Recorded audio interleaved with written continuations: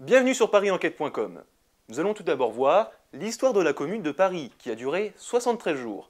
2 mois et demi, c'est court, mais extrêmement violent pour les femmes et les hommes qui ont connu cette lutte fratricide entre fédérés et Versaillais.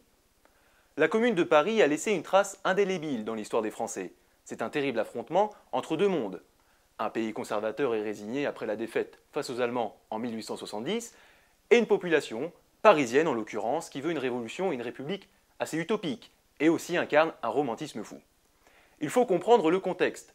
Napoléon III a été fait prisonnier par les Prussiens, à qui il a déclaré la guerre à Sedan, le 2 septembre 1870. Paris est assiégé, un siège terrible dans cet hiver particulièrement rigoureux.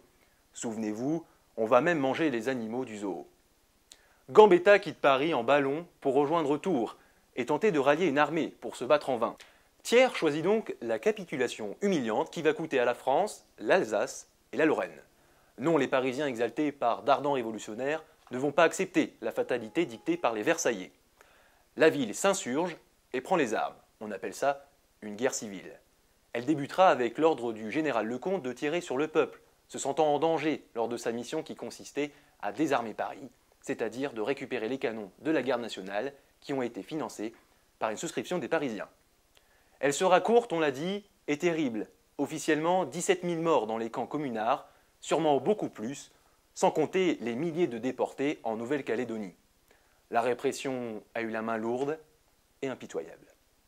À vous maintenant de découvrir cette histoire de France à travers notre jeu pour mobile, ParisEnquête.com.